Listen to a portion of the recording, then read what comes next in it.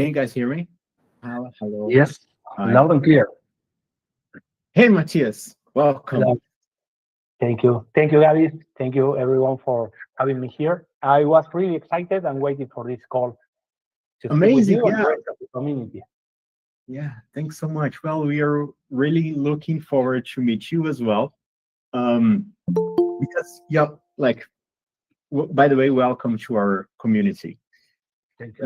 Here's like what we call Job na Gringa community. And as the name says by itself, it's like a place where we all like just get together to like talk about working remotely abroad or even like in person, but like working, being like a global professional, right? So, and like we constantly meet like people like you, professionals that are like a specialist or have like a very important background who can like share with us their own experience, professional experience, but also like how they help people get to their dreams. Because, you know, like even you and everyone has gone through their own path.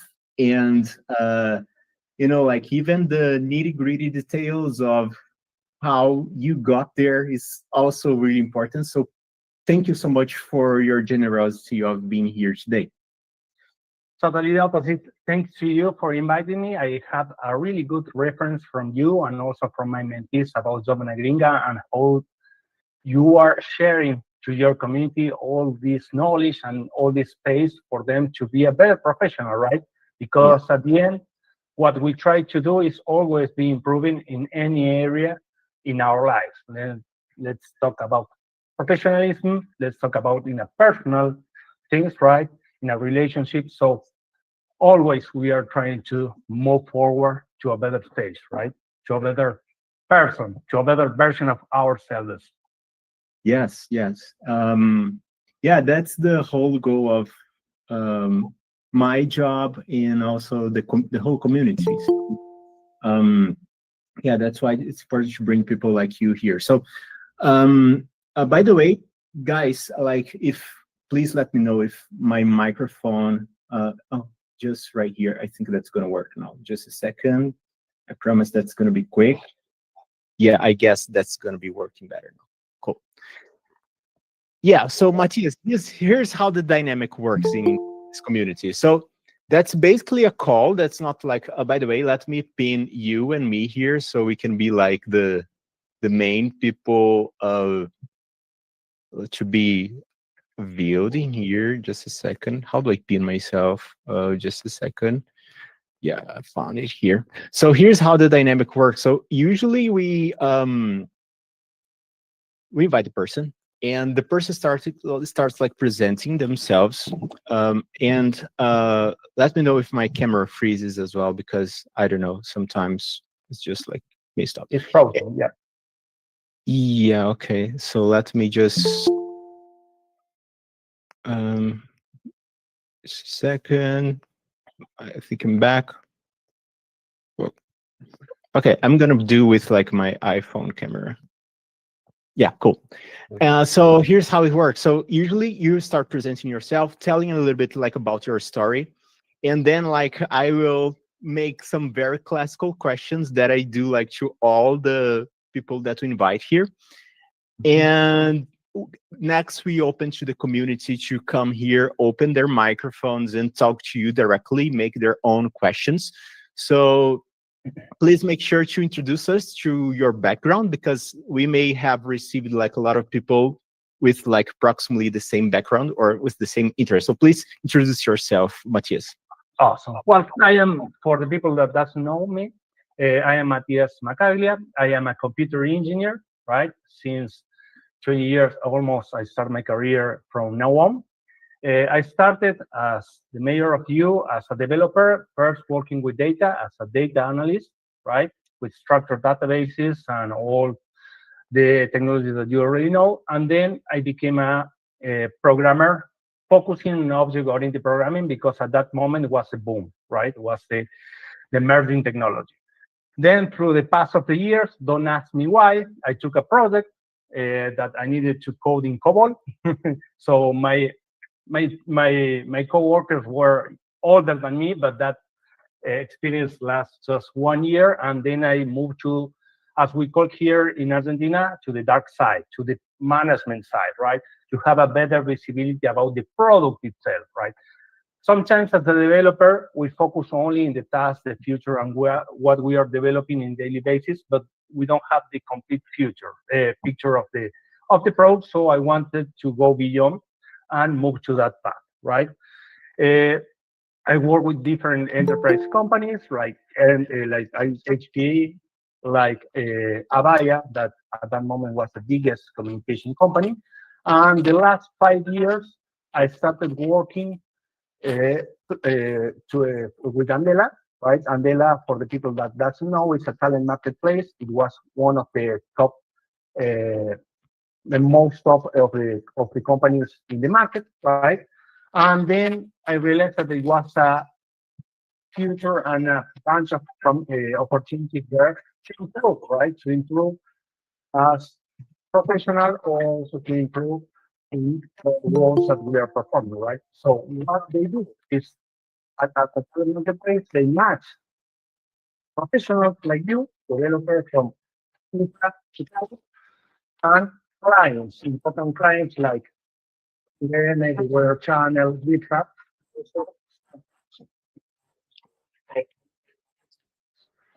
and medium companies, right?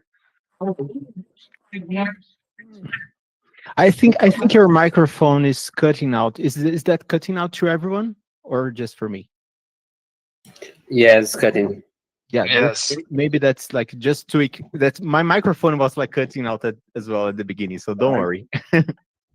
I will remove. That's way better. Thanks so much. It's better? Thanks so much. Okay, Yes. perfect. Thank you. Sorry about that. Well, Don't during worry. this journey, these last 5 years, I realized that there are a bunch of opportunities outside that the people is not aware of, right? Let's say Total, let's say Andela, let's say those talent marketplace, but also some startups and other enterprise companies that can hire remotely across the globe, LATAM, and also Africa and Europe, right? Mm-hmm. So that's why I realized that there were a gap between the offers that the client and what they were expecting in a role and the professionals that they were not prepared for that, right? Mm-hmm. So my last 5 years, I spent my time speaking with engineers, with professionals, understanding what they were areas of comfort, areas of strengths, right? And speak with the clients to understand what they were their requirements, but also understand what are the process and the output that they expect to see in a candidate in order to join to their company, their team, or their area that they are looking for, right? Sure.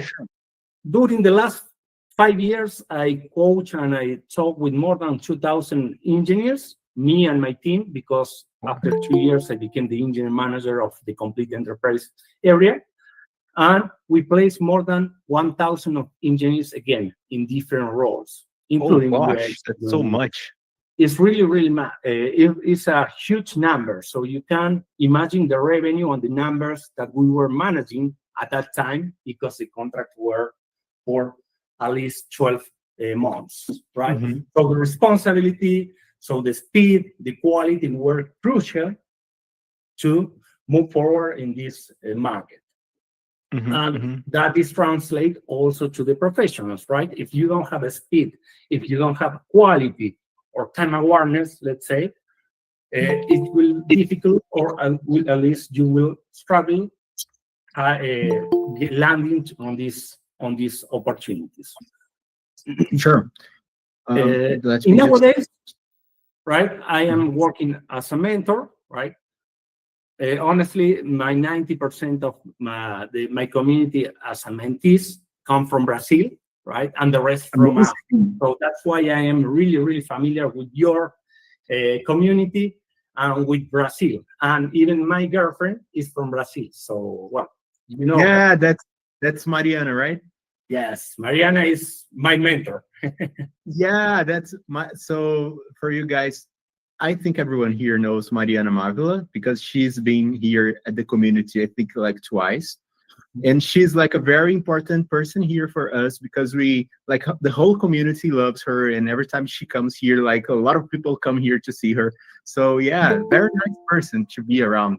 Yeah, I'm very glad that she also has a nice person around. Thanks so much, like to open up like this personal aspect. Yes, but I'm proud of that, right? And also because she is Brazilian. And honestly, the community and the professionals that you have in your country is far, far away from other countries, including Argentina at this point, right? So yeah, it's amazing, the community and the level of professionalism and knowledge that you manage in daily basis. Yeah, we just try to make a place where everyone feels comfortable to talk to people like you, because like most of the times a lot of people feel afraid to talk to people like you, talk to people like Mariana, talk to like a lot of people, and sometimes they don't even have the opportunity, right? Because we all know that you guys have like a couple of hundreds of messages like each month, so that's the opportunity for us to open to the community so they can have the right questions for you guys. So here's like one first question for you, Matias, that I have on my end.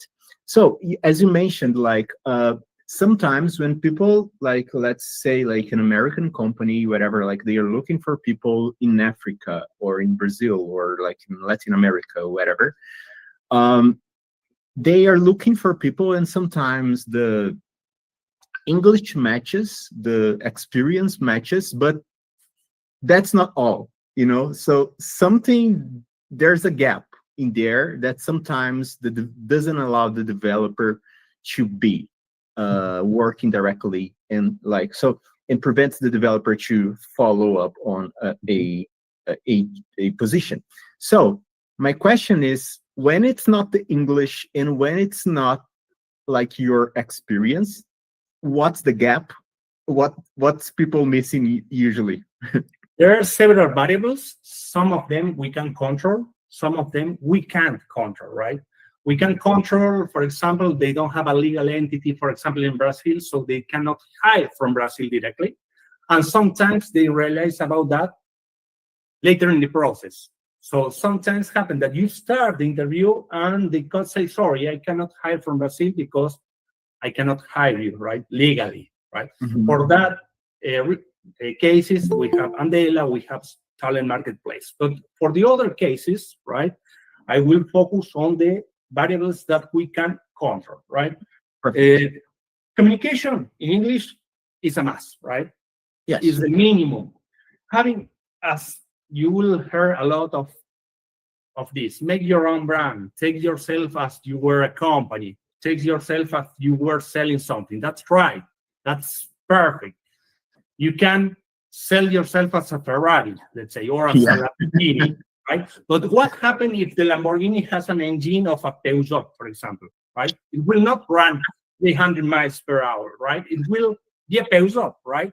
Yeah. So there is not only what you are trying to sell it, not only how you look, how well is your portfolio or your LinkedIn is perfect, right? With milestone, with achievements, numbers, quantity metrics. It's just the starting, because once you start the interview process, right, you need to demonstrate everything that you mention in your profile in your brand. So making your own brand is perfect. That is a must. It's the minimum for you to be, or as in a reactive search, right? Be show, right, in the algorithms, in the search in LinkedIn or any other page. But it's not all what you need, right? You need to go through that interview process. So in my experience, the preparation and how much you practice your storytelling, I have a phrase that less you need to think during the interview, better will be the output. Why? Because if you are focusing, oh, I did this right, or I don't know if I provide this good example, right? Or how I need to provide the example, you will not be focusing on the output that is required, right? So what was your experience? What were your challenges? What were your risks? And so on, right? So the preparation needs to be a math. It's like you were to the university and you need to take a math exam. Yes. What do? You practice exercise previously, right? But the thing is, which kind of exercise you will practice in order to pass that interview? You don't know, right? So one thing is the preparation. Another thing is the communication, but not only English. The communication is how you sell yourself, right? If they ask you a challenge, you will use phrase, for example. If they ask you for a situation, you will use star, right? Those are different methodologies in your speech, right? That is important. And also, it's really, really important that you understand who you are applying for. What is the industry? What is the client? Who will be the interviewer? If it is technical, not technical, if manage the same stack than you or not. So at that level, you will prepare to speak with the different stakeholders, and each one will expect a different style of communication, right? A recruiter that is not technical will not understand if you speak about that you create an MVVM architecture system to solve a problem with some transactions. They will not understand. They will understand only MVVM. Oh, MVVM, let's do the check. So at that level, it's more important for you to speak the right things, the right keywords, give the right experience examples, right? But will not be required to go deep in technical because the other person will not understand. Different is when you are speaking with the CTO or a technical leader or even part of the team that you will work together. So you need to understand and to meet to know what is the company that you will learn. What are you trying to learn? Because it's like, I will put another example.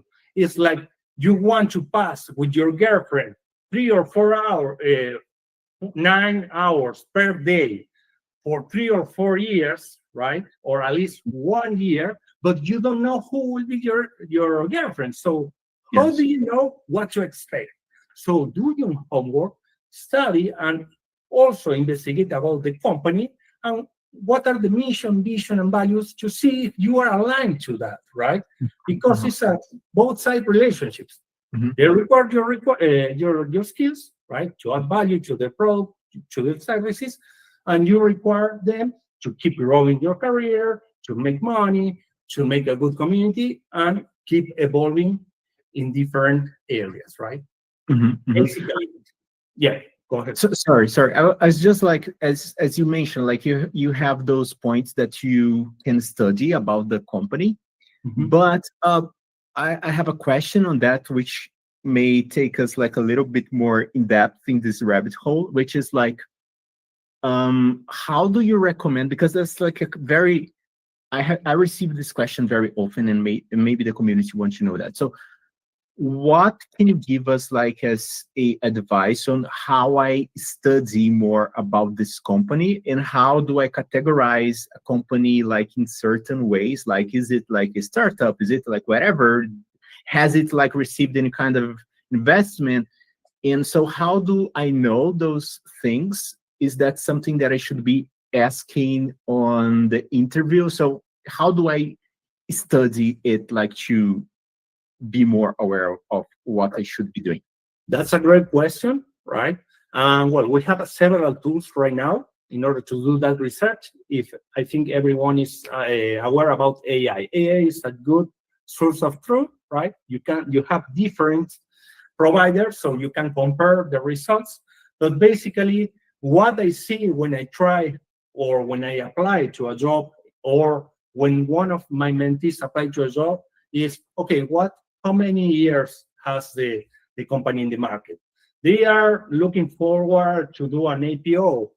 Who founded, and also who is investing on that company, right? For example, Andela, SoftBank went to Andela and backed it up for more than $200,000, right? To continue with the business. So that gives me security that is not something that will be really on the air, right? They are established, they have years of experience, they have a really good reputation, Also, another thing is what's the revenue that they manage, because that will give you the size of the structure and how much investment they are. All that information is in the web, right?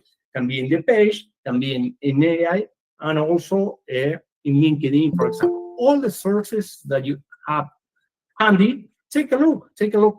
Go to the site, take a look at who they are, who are working there. You can go to LinkedIn and search for that company and see who are the founders, who are the C-levels, who are the developers, what are the tech stack that they are using, and also what's the system design. All that information usually, right, is in the network, right, or in the AI, and you can ask with a good prompt, right, in order to do the comparison. But again, the structure, who founded, who are the professionals that work there. Another thing is go to Glassdoor.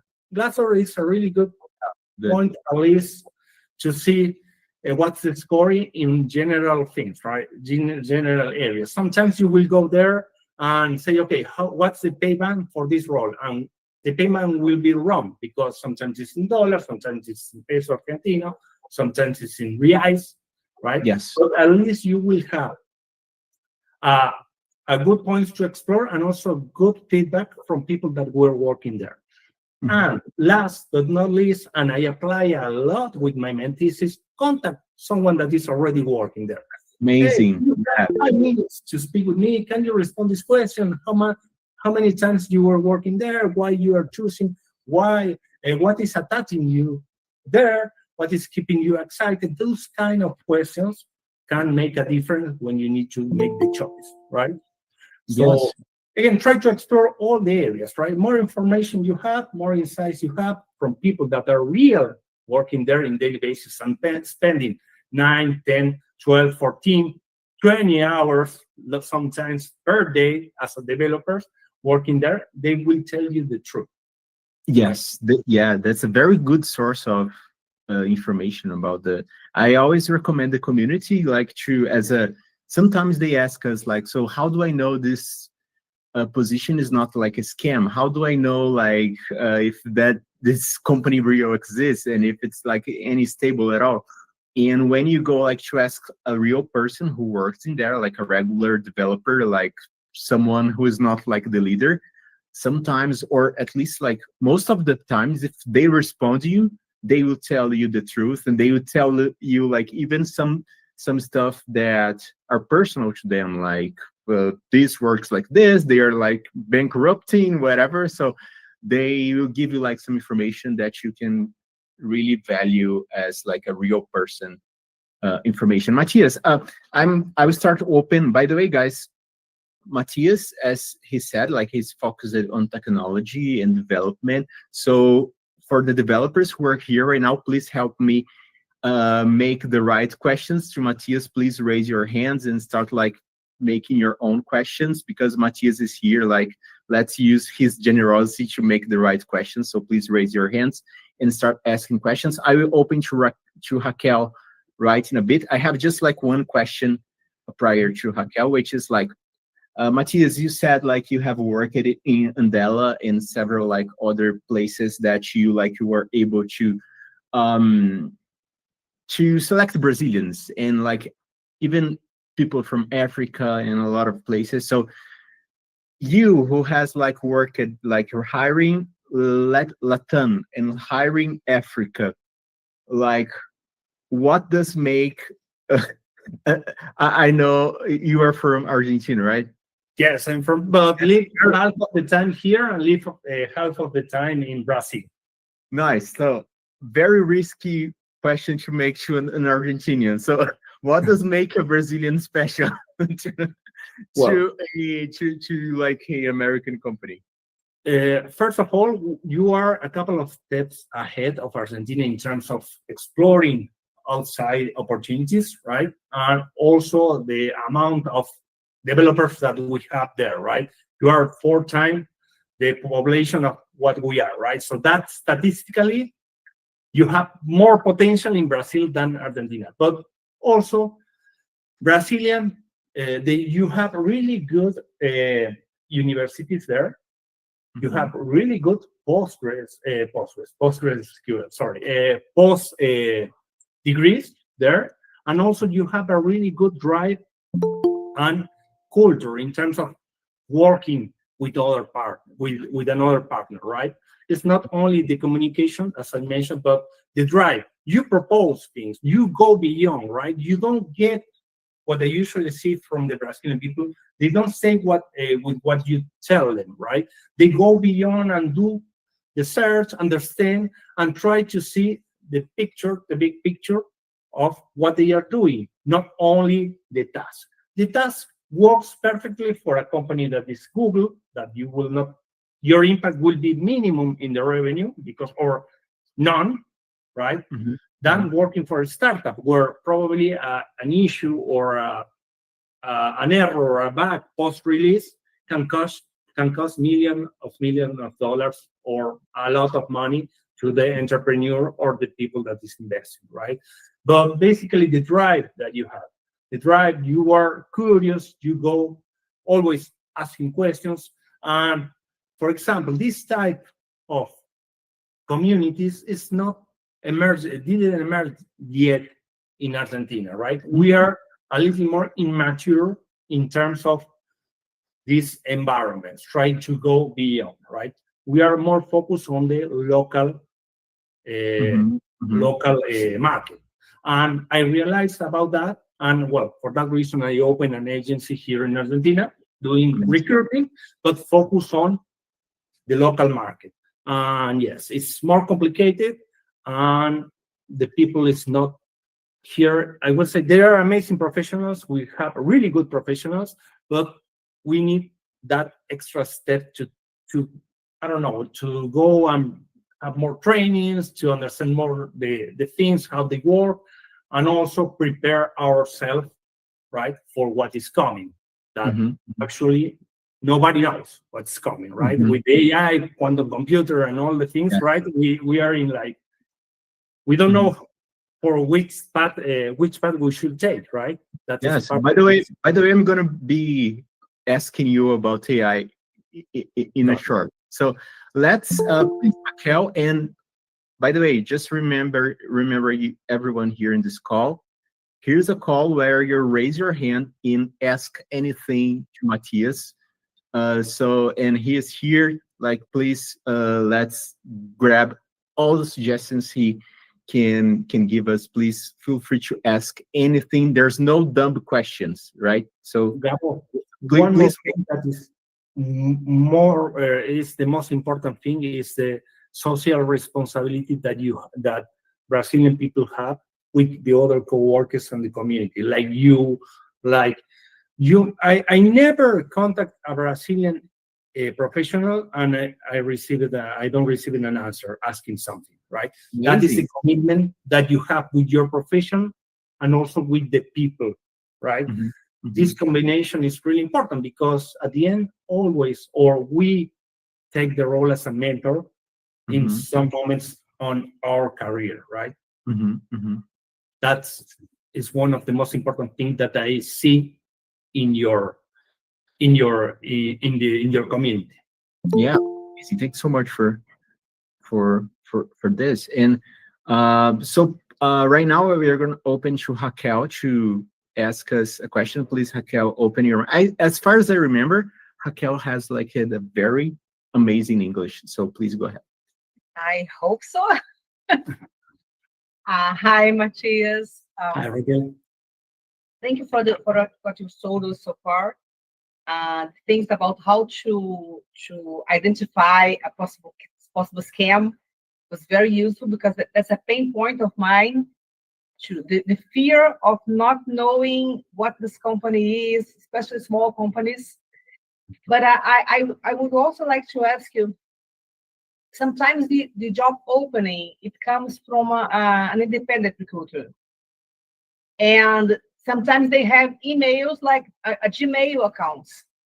And I know a lot of them are real, but do you have any pointers to how to identify the real ones? Because some are very obvious, like some list a lot of big companies. I'm hiring for Amazon, Microsoft, IBM. That's so blatant. But sometimes it's hard to know. Those cases, Raquel, for sure that they are scam, right? If they are an independent recruiter and they are working with Google or Meta, that it doesn't exist, right? In the market, it doesn't exist. The Google and Meta, they usually use something in the middle, intermediate, that is a company and structured as a company, right? Mm-hmm. That they can, this company that can represent in a legal side, right, to Google, right? And every problem, legal problem, will stay in the company and not go through Google, right? You mean that for big companies, right? Big tech. For big companies, right? But the other way, in order for you to do the research, right? Usually this type of positions are also open in the real page of the company, right? Mm. If you have a doubt, right, and you know what will be the client that they are recruiting for, right? You go directly to the source, right? To see if there are some open. Other way that is the easiest way, go to Gemini, go to ChatGPT and ask, please tell me about this job description with this recruiter, all the story and and if this position really exists with a good prompt, right? But if this really exists, and you will see if that position appears in other portals, on other recruiters or other pages, right? More than this recruiter, because this is not the opportunities are not given to only one recruiter, right? And even if it is an independent one, right? Usually 4, 5, or 2 or 3 agencies has the same open position, so you can research there. If the only person that is opening that position, let me down, right?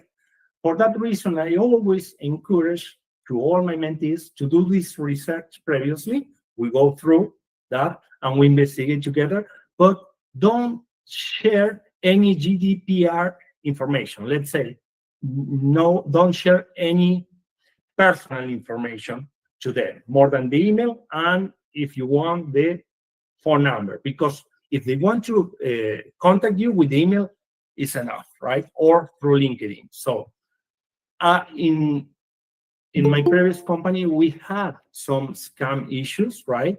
Where there were some interviewers that stole information from the bank accounts from the professional. But it's because they run a script or they open their portfolio and they share some crucial information. So just to make it short, don't share any personal information and go to the source, go to the page of the company and take a look there if the position is open. If you cannot find, go to the ChatGPT, Gemini, Copilot, and ask all the information about that particular job opportunity. And based on that, you will have an idea. And also take a look at the history of the recruiter. That is also really important, right? And you will notice if it is a scam that always follows the same patterns. Yeah, amazing. You mean LinkedIn history? Sorry? You mean the LinkedIn history? The LinkedIn history, right? And also search for them in the network, right? Mm-hmm. If they are really recruiters, you will see a history about what they were posting, and also you can speak with other professional or ask if someone knows this guy, right? Mm-hmm. That's why the community is really important, right? And the professional, the social. The professional helping also is important as well, right? Yes. So, by the way, guys, like here in the community on our Discord channel, there's a sorry about the wording right now, Matias, but there's a place that we call Jobs Arrombados.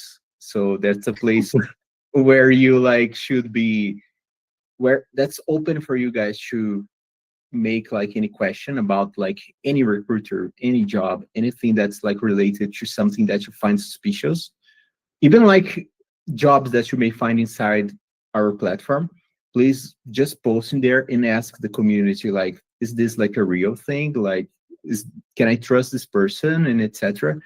This kind of stuff may help you guys have some, like any kind of things that you should be targeting.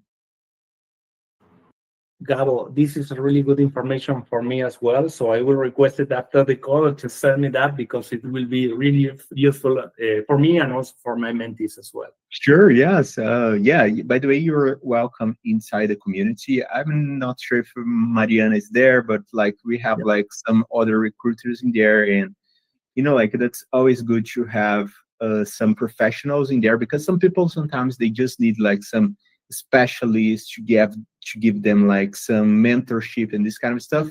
And we don't provide mentorship, we just like provide like information. Sometimes they need like someone who get their hands and guide them through their path. Matias, I have a question. By the way, guys, please help me make the right questions to like development questions to Matias, because as you guys know, I'm a designer. I don't know how to make like development questions, so I try to make those. Matias, what is your view about what AI is becoming and what AI is doing in the market? Have you like noted anything that has changed at all, something like that? Well, in the market right now, what is most required about the AI and the machine learning are the trainers, right? There are a bunch of positions now that you will see that they require at least some knowledge in some particular language, or real language like Spanish, Italian, French, right? That they train the machine learning and the agents, right? In order to get more information and correct or not the answers that they give, right? That's the most common role that is in the market right now, with 100, 150 positions each time that they open, because it's by volume, right? But also it's required machine learning developers, data scientists, and so on. But it doesn't exclude the rest of the roles, right? Now on, if you are a developer and you don't use anything related to AI, you will get rusty and you will get behind the market, right? I am not saying that you need to do everything in AI, but support your work in AI, right? Mm-hmm. There are a bunch of right now frameworks to work. One is that the one that they use, right? You can tell me that they are better, but the one that I like it is Cursor, for example. I install Cursor and I create some real systems, right? Even I am not programming the last 10 years, and I was capable to create all the architecture, right? Knowing at least the design, the architecture design, back-end, front-end, and choosing what are the technologies. Sorry about that, I have my cat here. Don't worry. But you need to know at least, or to manage at least in a deeper way, right? Understand how it works, the AIs that are in the market. Let's say, well, we have Copilot, we have Gemini, we have, I don't know if you went further, but there are some open AI APIs that you can consume with credits, right? And test them there and include them in your own systems, right? And well, Windsurf is another good. But the trend of the market is everyone needs to manage AI and at least consume some APIs that are from AI, right? Agents, air workflows, for example, and so on. Yes, because by the way, guys, like, come on, I am a designer and I use myself like some APIs of some LLMs and this kind of stuff. So come on, everyone should know about this. Yeah, so Matias, I have a question about, like, as you said, you are a mentor, and I have a question about, like, what does a mentor do exactly? What is like this coaching, or I don't know, like how you train people? How does this process work exactly? Because some people may not know what like being a mentor in this kind of career coaching, I'm calling it like this way, how it works exactly. So, and I myself, I have no clue how that works. So if you could like give us like an introduction on how it is. That's great. Perfect. My mentorship, or what I do, right, is try to provide the guideline and bring support, right, through all this journey, right? Sometimes from the beginning, right, there are people that they don't know what are the pages where you can find these job opportunities until, right, they get selected. Through all that journey, that path, you have different stages, like a video game, right? The first stage will be the recruiter. How will you pass the interview with the recruiter? What are the areas that you need to focus, right? And if we go back even one step behind, what they want to see, right? A recruiter, let's say that is a human recruiter than me, right? Like me. And I need one engineer, let's say a backend engineer in Python. And I start looking at LinkedIn. That is the main source that they have, because I am external. I don't have the access to the community, for example, like an Andela. And in 15 seconds, I want to scrap or to scan your CV.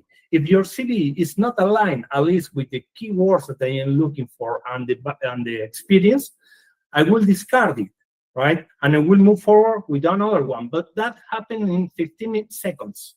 Because I need to scan 100 of profile, right? Because it's a funnel. Let's say that I contact 100 professionals, only 50 replies to me, only 30 has experience that I am looking for, and only 10 are aligned with all the expectations. So you will see. What is that? Sorry, I think Hadimila, are you trying to say something? Sorry. Oh, I thought. Sorry. The interruption, Matias. Sorry. No problem. No problem. I thought that it was a question as well. So I am practicing my Portuguese. So this 2026 became one more. That's one will be in Portuguese. Try. I will bet you. I will be prepared for that one. So or in Spanish. Let's see. Or in English, yeah, or both, right? Portuguese, English. So they, first of all, they need to understand what they want to sell, what are the skills, and need to be aligned, right? It needs to be consistent, right? And you need to understand what the recruiter is trying to look at your profile, right? This is the first stage. If you don't understand that, you will not be or contacted, or you will not pass any AI or any recruiter filter. So that's the first step. The second step will be, okay, how to talk with a recruiter, what they are looking for me to say. Perfect. Let's say that we move forward to a live code challenge, right? Live code challenge is not a real life situation, because as a developer or as a designer, you are not creating a new page, right, with your boss here behind you and say, no, this is right, this is wrong, move this. No, it's not a real life situation, and everyone complains. But if you put yourself in the client's shoes, you will understand that they are not looking for a real experience like that. They are looking how you work under stress, because it's really stressful. That hour or 2 hours, right? Yeah. So the awkwardness in here is like 100% intentional. Yes, totally. And sometimes the developers complains, but it's a reason for that, right?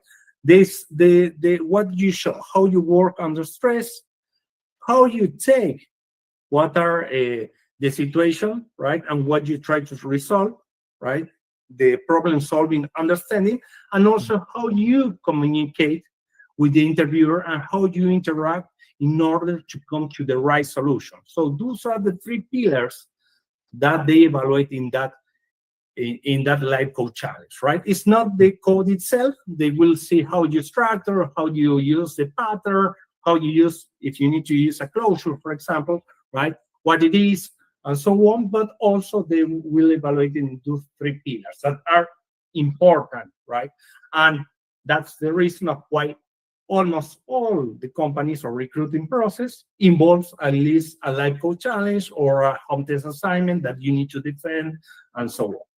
So at that stage, I prepare them, right, in order to understand what they can expect in those evaluations and how they need to tackle them, right?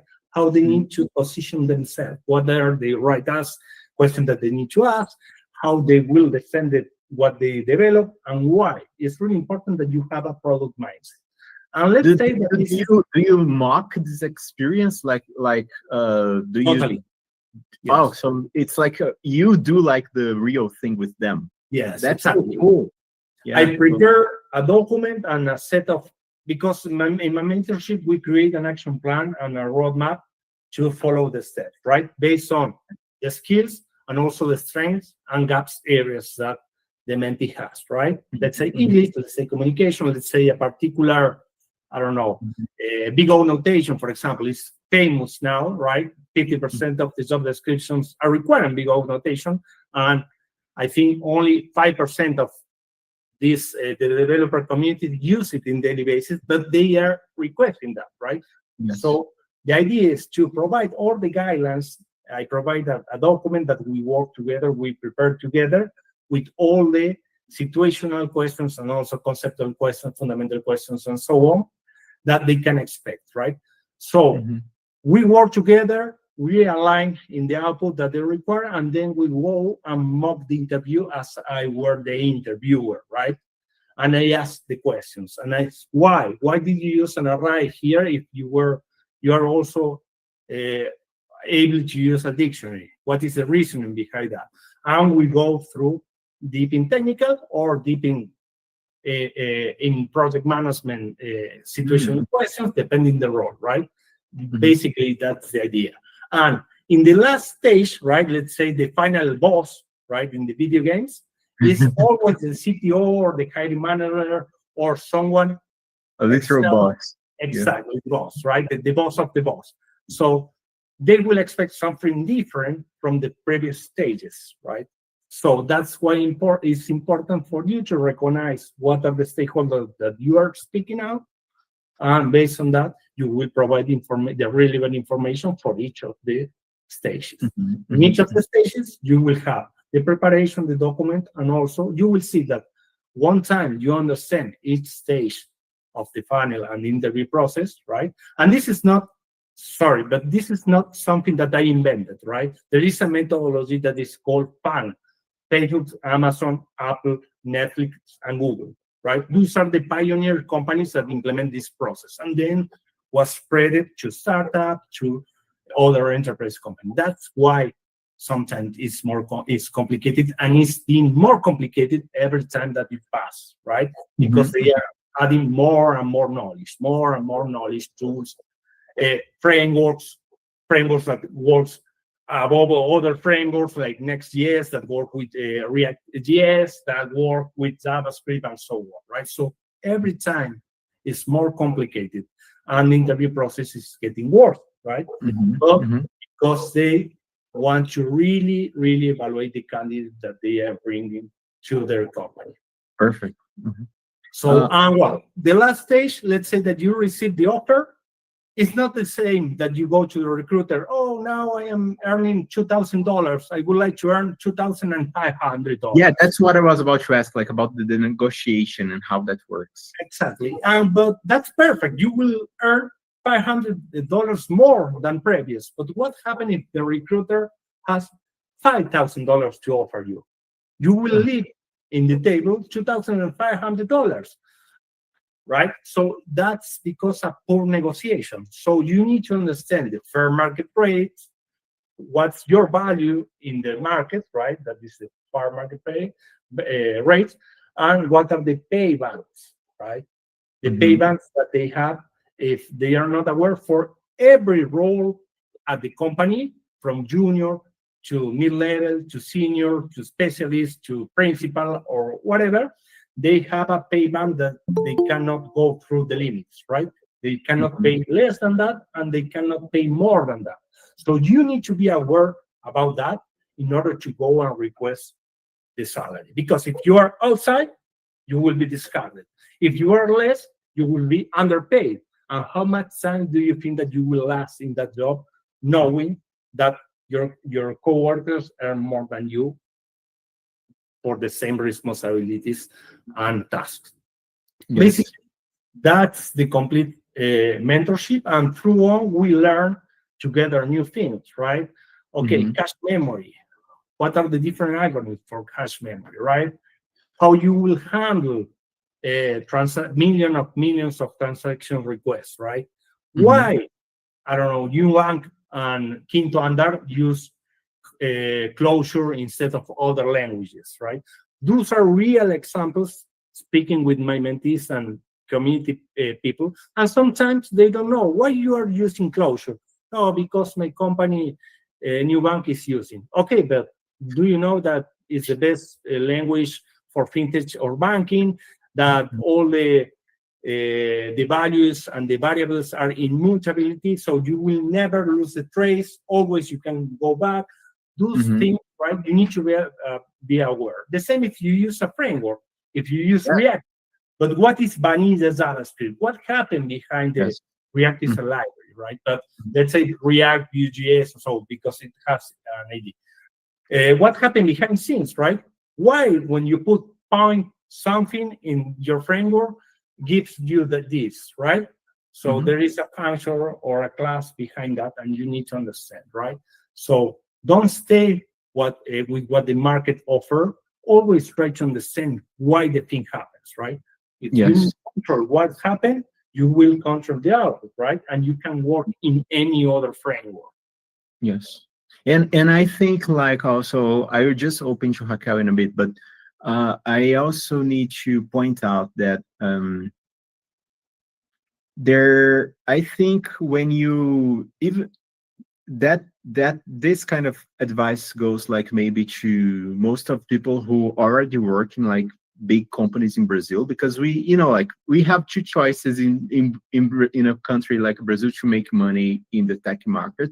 The first one is working like for a very big company inside our country, like Nubank or Inter or Quinto Andar, etc. Or you can work abroad, work for international companies, which, in my opinion, I think it's the place where you make more money. But that's another topic. But what I mean is that, like, when you work for a big company inside Brazil, you work like inside a department most of the times. You are just like one ant inside like a whole big place, and sometimes I think you should be just taking a look on the high level stuff, as Matias just mentioned. Like, when you look into the high level stuff there that like makes sense to the business as a whole, and not like to the regular stuff that you currently do as an operational person, that's what I think people will look to you. Like, small companies abroad, like in the United States, will look to you and will see you as a strategic person, because you just like know a little bit more than the average.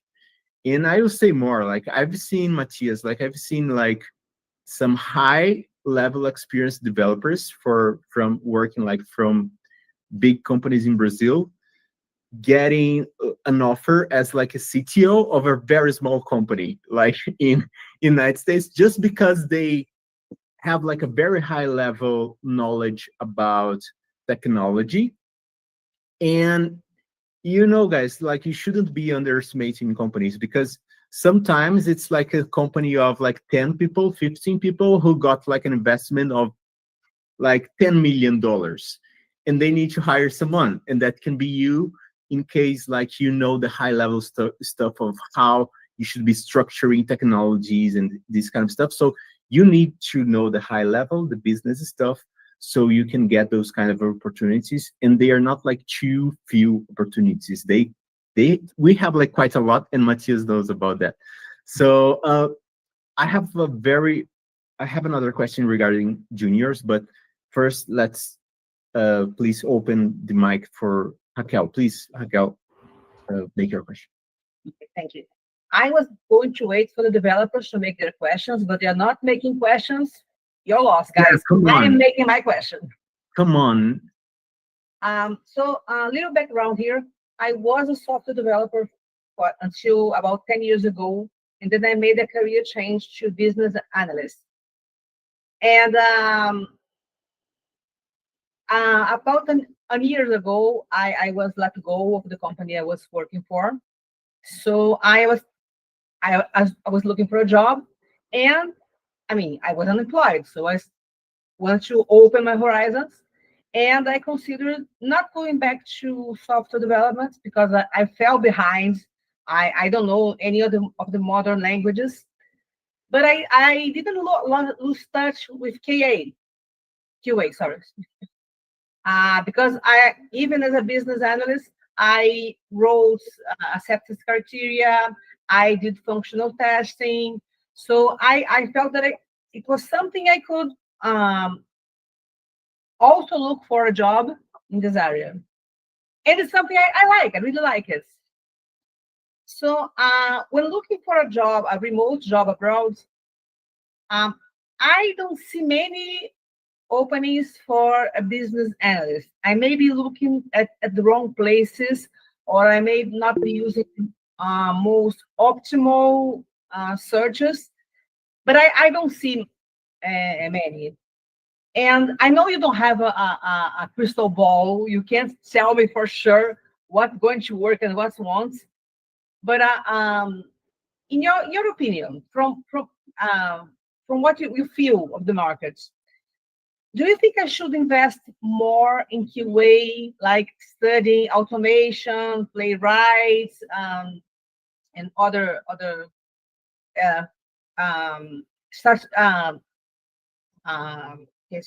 refreshing my JavaScript, which is something I still know how to do, so I can easily go back to there, instead of focus more on QA and not on business analysts?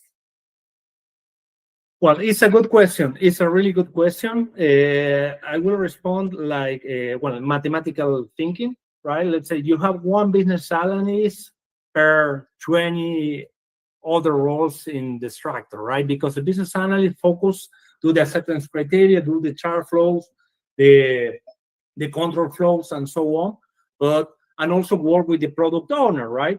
And nowadays, together work in order to define all the guidelines for the product that you are developing. But for one business analyst, you have 20 developers and even more, and sometimes they skip that position, right? It's a product owner that goes and do that part of the analysis.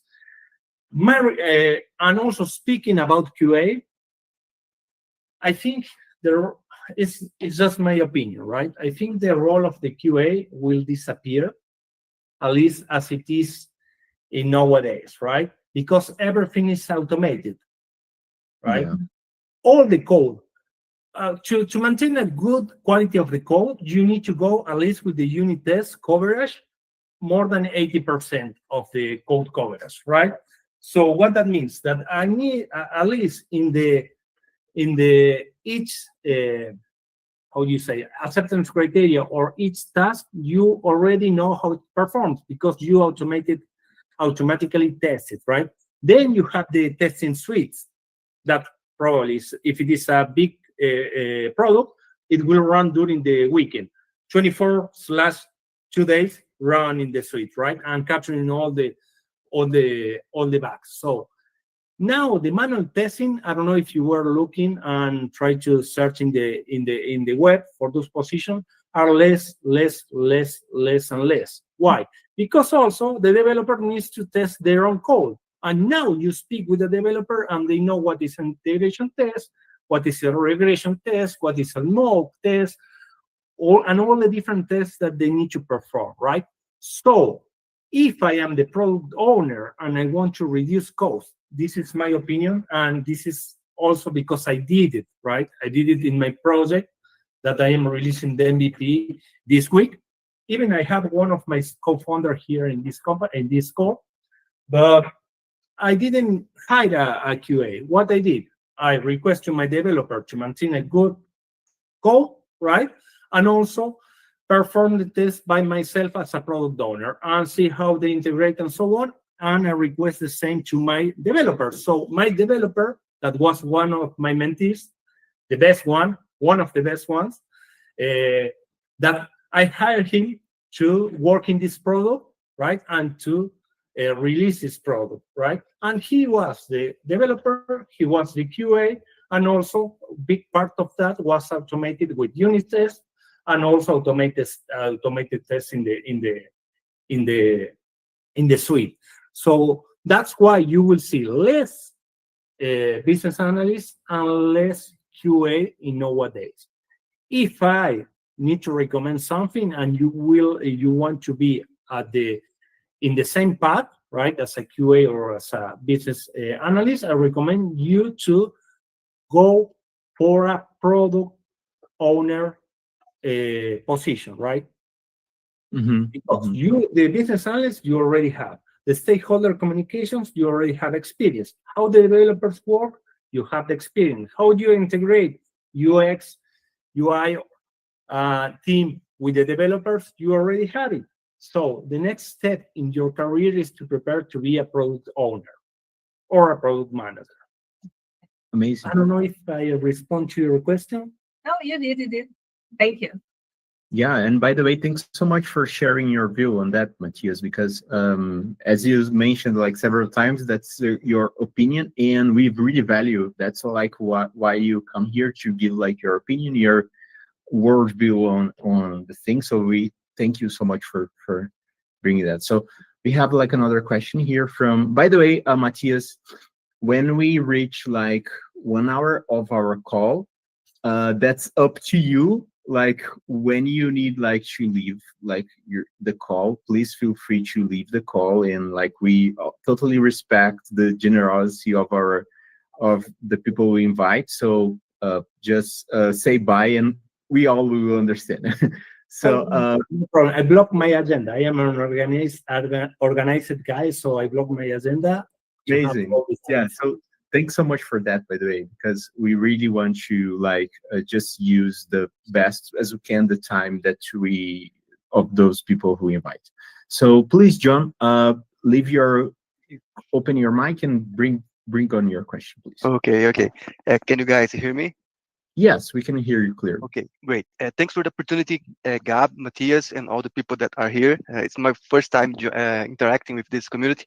It's nice, and my question is pretty simple. According to the experience of Matias in the recruitment field and previously in the IT field, I would like to know if, because I am from the project management field, and I would like to know if is there a preference for candidates with a technical or IT background, or if is there also room for professionals who have a specialization in project management but come from a non-IT background like me around the world?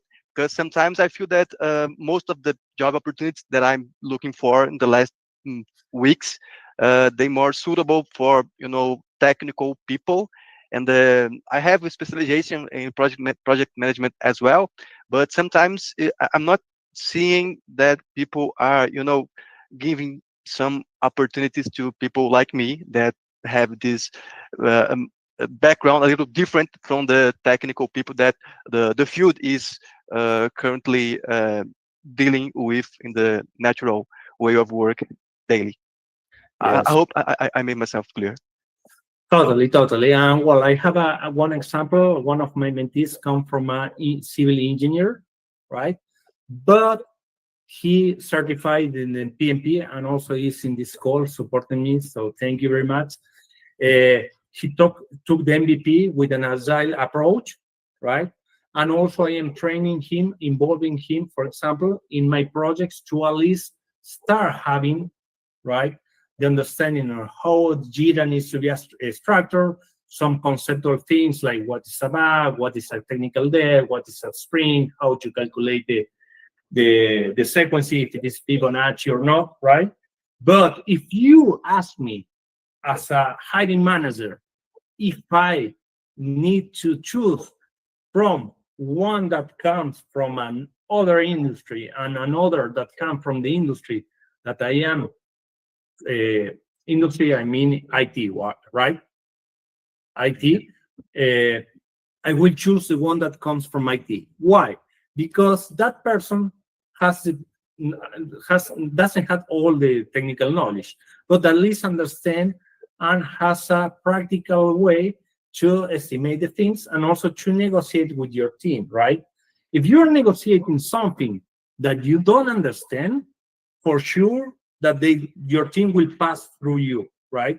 So you need to make sure you understand what you are controlling or what you are managing, right? In order to expect the right results. Don't overpromise and don't less promise, right? That is part of the triple constraint: quality, time, and budget. Understand? So for that reason, you need to at least start studying, right? Or start going through what are the terminology, at least the terminology about this. Is if they are talking about a framework, if they are talking about a, I don't know, a class, a function, a technology, a keyword like, I don't know, React, AWS, a cloud service provider, you need to understand what those are concepts, right? In order to know who will be working on what, and also what they will be doing, right? And what is done in each of those technologies. Again, it's not something that you will not get the job opportunity, but you will not go to a senior technical project manager position. Probably you will be a more managing project management position, or a mid-level or something that the responsibilities are less, in order to at least start growing in that area. Okay, great. Thanks for to clear all that thing out. Okay. Amazing. I don't want to block you or frustrate you, right? It's possible, totally possible with the preparation, but you need to understand at least the terminologies and how the environment works, right? Okay, great. Actually, I have some experience in the field, and I have been working in the tech field for the last 5 years, and I'm very familiar with all the terminologies and all things that, because I like the idea of technology as well. I have a second post-graduation course in data analysis. So right now I'm working on this kind of gap, I would say. And of course, I'm considering here some mid-level, or some here in Brazil, I am senior right now, but I'm considering some mid-level position, like an analyst or something like that, because I think that would suit more my current idea in terms of, make my skills interesting for the American or European market or something like that. But thanks for all the clarification. Awesome, perfect. Thank you so much. Yeah, by the way, thanks so much, Matias, for being like highly detailed and to be like very frank and very honest on your opinions, because that's what we want to hear. Like a lot of people like just come here and try to give like everyone good news and sell like a dream, and we don't want that kind of shit. We just want people to tell us the truth, for God's sake. So so right now I have like another question from Manuel Campos. So please, Manuel, open your mic and welcome. Hello, guys. Thank you for this meeting. Thank you, Gabe and Matias. I think I have a situation like Raquel's, because I'm trying to migrate to make a career change.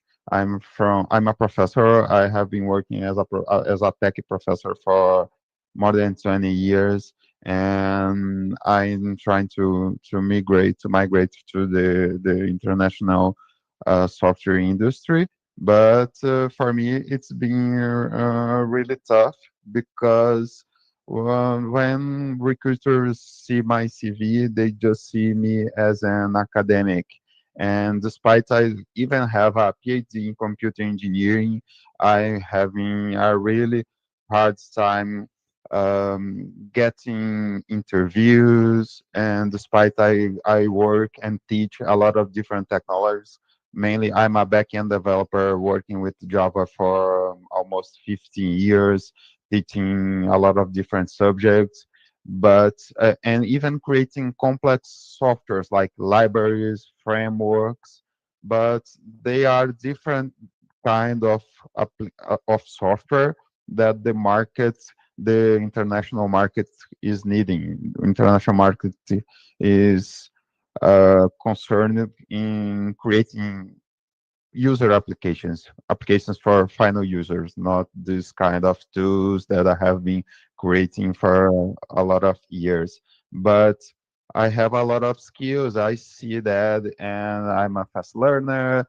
And my question is, how can I position myself for recruiters and companies so that they can see this broad experience and that I can be a really good asset for their teams. Got it. Okay, it's a good question, but I don't have your CV, right? What are those technologies or programming languages that you use that are not used in the rest of the market? What technologies I use, which are used in the rest of market? Yes. Yes. Yeah, Java, JavaScript. You are using Java already. Yeah. 15 years of Java and TypeScript, even React. I don't consider myself a full stack developer, but I have really great skills working with React. I don't understand nothing about CSS or design. So you're Just mostly a backend, is that right? yeah, backend, yeah. So, but React for me is object-oriented programming. Most of the parts is just object-oriented programming. So it's really easy for me to understand and to write JavaScript and TypeScript code with React. But this lack of market experience is leaving me behind. And we see there the market is there is a lot of professionals out there, and we have sometimes a company opens a position, and within hours there are hundreds of applicants, and Yeah. this is really difficult. The market is really tough currently. Yeah, that's a very, very classical question, by the way, Matias, because I constantly receive, by the way, I don't have any graduation at all. And I've been working like, I guess, like comfortably for like abroad for, I think I just didn't have any kind of blocking on not having like a graduation. However, I constantly receive those kinds of challenges that Manuel is passing right now, which is like he has like a high level knowledge of academic knowledge, but also like a lot of practical knowledge as well. How does this person like try to shift their career and sell themselves as like no longer being looking just academic, but also like something else that's like can put hands on the table and work Yeah. like on practical stuff for not that you don't not that you don't work, Manuel, but you got the idea. Like the idea Yeah. is like to sell yourself as like the practical. Yeah. I have only one question. Do you have experience working for a software factory, for a fintech, for a banking as a programmer, or only as a n- teacher or as a coacher? Or well, working for a company, I worked 2 decades ago using a lot of different technologies. But I work as a professor, and here we develop some projects with students for companies, usually state companies. And yeah, we have some. Despite these applications, they don't require, for instance, scalability or something like that, because they just have a bunch of users. So it's not high scale applications, and maybe this is the most difficult part, because when we apply for a job, abroad. Usually international companies are facing scalability issues, and they need professionals that have experience with that. And in fact, I don't have, but I have a lot of other skills, and I don't understand how the market can't see that. Well, that's right. What you are lacking is, Cesar, did you mention something? No. No. What you are lacking is demonstrate your experience in the field, right? Because you always be a teacher and so on. Yeah. Well, that part is a little complicated because you need to ensure, right, that in your profile, right, in what the recruiters see your experience, right, as a developer working in different projects. So what I can recommend to you, have a good GitHub portfolio with some open projects there for them to take a look. Not that I have that, but they are different projects, usually libraries and frameworks. So another way is put those clients, final clients, in your LinkedIn, right? As they were companies, and final destination is for your product, right? In order to prove your experience. But what you're mentioning is right. If I see someone that was 15 years only teaching or working as a teacher, for me it's a no-go, because as you mentioned, you don't have experience in a scalable project, right? Or working with multicultural teams or with teams backend. If you are backend, you need to work with the front end if the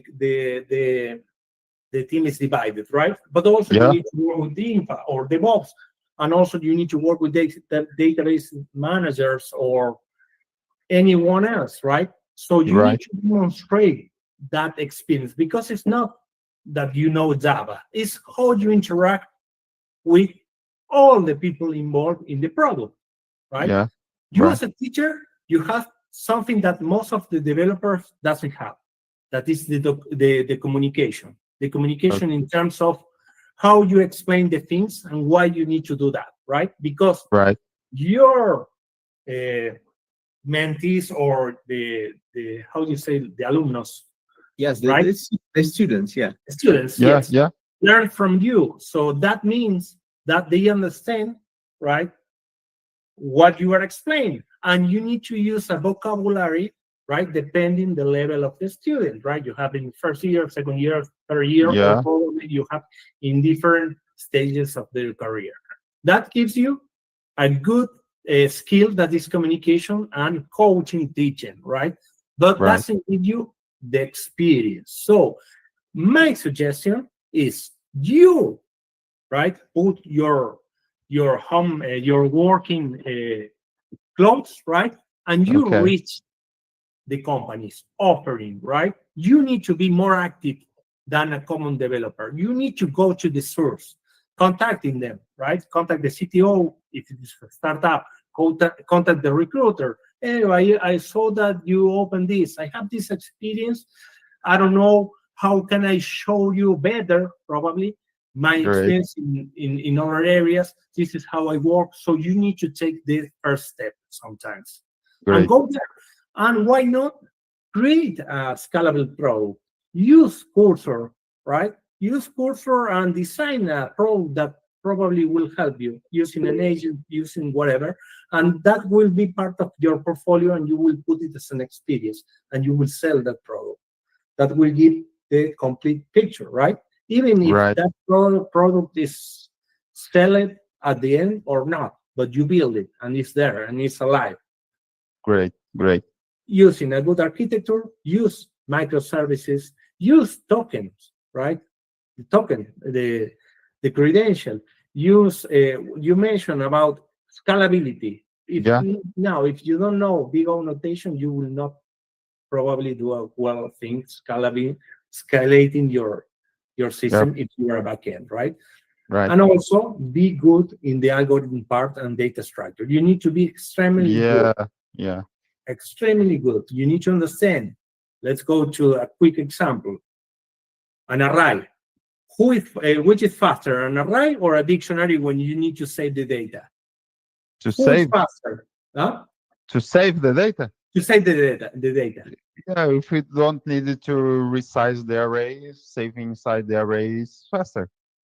The array, right? But when Yeah. you need to retrieve, for example, When you need to look up, if you need to use a linear lookup, the tree is faster.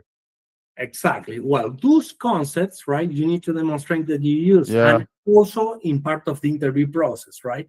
Yeah. The why, right?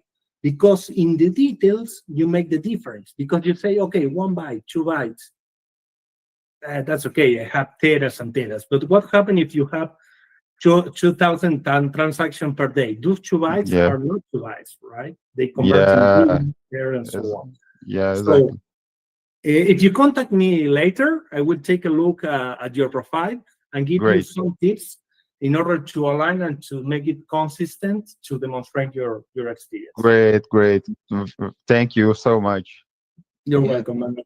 Thank you, Manuel, for placing your question. Thank you so much for collaborating. So we're gonna go to Murilo now, and after I'm gonna ask you, Matias, about like after Murilo, I'm gonna ask you a little bit more about your mentorship, and I have like a specific question, like about, is that for juniors? Is that like for any seniority in specific? We will get to that, but let's go to Murilo first. And please, Murilo, make your question. And guys, Murilo is going to be like the last one for today. So thanks so much for everyone who collaborated here. Please go ahead, Murilo. Thank you, Gabe. Thank you, Matias. Matias, I'm a structured guy. What can you say about this market? I ask you because I can see a lot of opportunities in DevOps career. Is it real? Is this real? DevOps is the way when we're talking about, for example, to work to foreign companies, or is there another way to follow this career infrastructure? Let me rephrase you. You come from infra, right? Yes. Yeah. Perfect. And you are asking me about if the market trend is still getting or hiding those roles, right? Yeah. Sure. Yeah. That's The it. answer is yes. Yes. But you need to know not only on-prem, because the old infra guy was on-prem, the server. Sometimes you have a computer here and you do everything from your room with the CPU with 1,000 of memory RAM, right, and space. But now you need to know AWS, GCP, Oracle, right? I don't know, Amazon, AWS, right? You need to understand those cloud server providers, right? Why? Because nobody else wants to deal with a catastrophe or with the data integrity loss or with bad performance or problems with the integration of the data and so on. So to resolve all those problems, but you need to still knowing what are the services that you need to consume. If you will use a S3 bucket, for example, what are the databases that run there? Postgres, why not? Right? How to implement the CI/CD? Those things, right? There are not responsibility from the backend developer. Those are responsibilities of the infra guy, of the DevOps guys, of SRE, for example, server reliability engineer, right? Yeah. So these are still on demand. And why? Because a good DevOps can reduce a bunch of costs in terms of operations, right? So they are on demand, and they will keep on demand at least, right, for these following years, right? They will not change. But again, for one infra guy, you have 10, 15, 20 developers, 4 or 5 QAs. So in terms of statistics, you need only one DevOps for multiple projects, right? You will be monitoring and following the KPIs for all the projects, right? So in terms of number, it's less required, but because of the role, is less required in the projects, right? Okay, But okay. keep on the track, keep learning, and also try to be multi-platform, right? Sometimes you will find some project that they use multi-platform, AWS and GCP, or they are migrating. So you need to understand what are the parallel systems that they have, because they are similar but different, right? But you need to know how they are related, or at least what are the service here that is similar here, right? And Certification in these providers can help me, for example. Sorry? Certification course. in this For the DevOps, in these providers. Yes, this is really important. For the DevOps, the certification in the cloud service provider are important, because if you will be specialized in an SRE or a DevOps, right? Several of the job descriptions require at least a certification in the provider that they are looking for. Okay, good. Muchas gracias. De nada. And yeah, look, Murilo speaking Spanish, amazing. And yeah, so I don't know much as a designer. Don't know much about like DevOps and infrastructure, this kind of stuff. But what I know is that like AI is growing out there, and as far as I know, people need those guys to manage those kind of information. And yeah, so that's all I know about what's going on right now. Now everything is happening there. Even Jira and tracking tools are in AWS, GCP, so it will be a huge ecosystem that everything will happen there. They are integrating even more with and developing more functionalities out there. Yeah, and by the way, for those of you guys who are not developers, that's important to notice that like comparing to developers, it's not all the time like a reasonable comparison to make, because developers they are needed like everywhere. Like if you are a front-end developer, you just have like 200,000 jobs out there for you right now. But if you're like a I don't know, a manager or like a infrastructure person or a designer, that's like a few less. That's not impossible, because I've seen like, and Matias has seen like as well, like a lot of very strange things that may come up as a job position. But we cannot compare with like developers. They are just like everywhere. Matias, right now we are coming up to finishing our call, to the end of our call, but I would like you to introduce a little bit to your mentorship. And the question that I was about to make is like, what is the minimal seniority for your mentorship? Like, if I'm a junior, like, should I come to talk to you? If I'm an entry level, should I talk to you if I like have any kind of doubts about like how I should be introducing myself to the companies and etc. So what is the minimum requirements to go to talk to you and get your service in a very productive way? I will change your question a little bit, and I will change it of what is the minimum required to apply for a outside position, right? For a position, international position that is not an interim. Yes. Well, in order to, I try to mentee someone that is from IT ecosystem, right? And has a good English level, at least to speak and to communicate, right? And also to understand. Mm-hmm. But they need to have at least 3 years of experience. Why? Because the minimum required in years of experience from the clients, at least in the 95% of the job opportunities, is 3 years. Mm-hmm. For the people that has less than 3 years, I will not say that you will not find a position, but it will be less probably that you find it, right? And if you find it, you will go as an interim. And as an interim, you will not earn more than $1,000 or $1,500, right? Mm-hmm. So that's why my recommendation is at least you need to have 3 years of experience to apply for a position, right? Or at least to my mentorship, because in that way I can at least ensure, let's say, if we do the things right and we do step by step, you will land to the opportunity that you are looking for, right?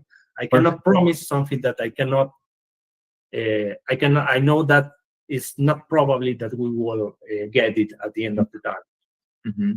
But like, if I'm as you said, like from the IT background, but for example, I'm a developer or I'm like a product manager, can I reach out to you as well? Like, of course, yes. I have two right now, two mentees. They are project managers, right? Well, one got a job opportunity in Revelo. I think you are familiar with Revelo, right? Oh yeah. Yes. So, well, he got an opportunity there. He was a junior project manager, right? But he was a developer 2 years. So, with all that that experience, plus working with me in the X-Propel system that we created, that we are going to release this week, he got all the experience that he required. He applied it and he got the job, right? But he was outstanding. He was a really good professional with an English level that was really good. So those are edge cases that I compromise to work together, right? But I need to evaluate in a deeper way the candidate in order to come to me, because what is my output? My output is that you get the job opportunity, right? For you to get the knowledge on how to pass interviews and to understand the market, to understand how to grow in your career and what are the competencies that you need to have, right? And those put in paper in order to follow it and to land in the job offer. But if I see that we will struggle because of something, right? I prefer to say, okay, please prepare on this, take a look on this, on this, and then you call to me and we will review again based on your progress, right? Perfect. For me, again, my win is that you get the job offer, right? We close the mentorship, and that's a perfect way to end the relation, right? And then you will see that once you get it, once you pass and you understand the process, you will not need it anymore. You will be prepared for any other job opportunity now on or 30 years from now, right? Yeah. So how do people get in touch with you? Like, is that like through LinkedIn? How, like, do you we're gonna post your LinkedIn on our Discord channel, but for sure. And like, is that through LinkedIn? Yeah, through LinkedIn. Well, once we are in touch there and we have our call and we want to proceed, I use my personal phone number that for mentees to be in touch there, right? Perfect. Directly, one-to-one, and not using LinkedIn where I have a bunch of other matters that I'm not related to my mentorship. Amazing. Yeah. And just for you to know, like, I will add you as inside our platform as well. We have like a where we have like Mariana in there as well. So like a place where we have like just a grid of everyone who we suggest to get in touch. So we are going to place you in there. And such a nice person you are, Matias. Thank you so much for joining us today, and like all your generosity on like sharing all your knowledge and your sincerity. This is so important to not to only this call here, because this is like currently being transmitted on YouTube and also on LinkedIn. So thanks so much. I'm sure you have shared like such very good amount of information and high level of information. And Mariana has raised her hand. Now she has to speak for sure. I don't care. You are I'm forced. sorry. I was trying to clap and then I just pressed the wrong button. I'm sorry. Yeah. So yeah, and so I'm really glad that Mariana is here as well, and you accepted our invite to come here, Matias. So thanks so much for accepting that, and feel free to come back here whenever you will. So awesome. Thank you, Rabo. It's a really good experience for me. So thank you for taking me here and giving your time. Well, just a couple of real quick tips just to end this this part of the call is always try to be I forgot the word in English. Try to be confident, right? Once you go to an interview, details matter. You have only 1 hour or 30 minutes, 15 minutes for them to know you. So be confident, right? Be friendly, go well-dressed, right? Yes. Demonstrate respect to the people that you are speaking, right? You are building a relationship, right? Exactly. You are building a relationship, and that same person you will see it in daily basis in your work. So be confident, be respectful, showing time, always showing time, at least 5 minutes earlier, right?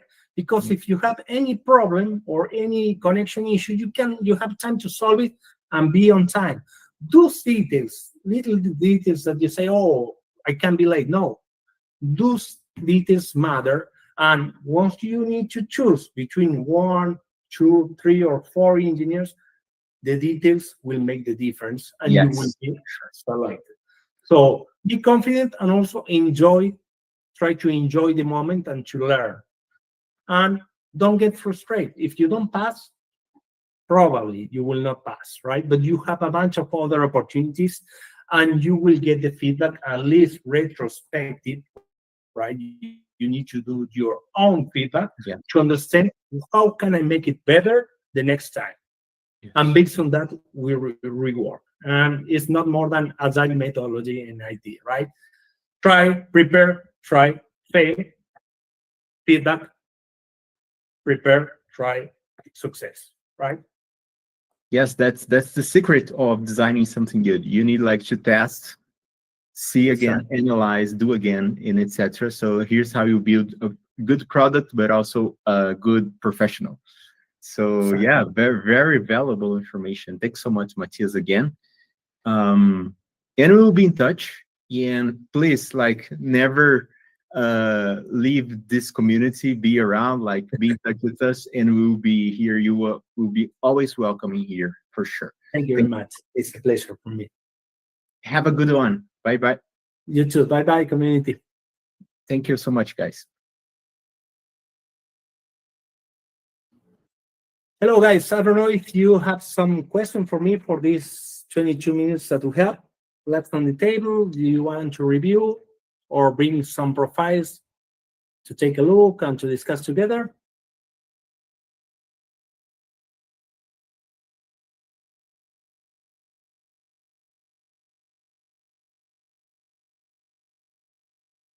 All right, everyone. Thank you very much. Have a great start of the week, and we are seeing us around. Thank you. Bye-bye.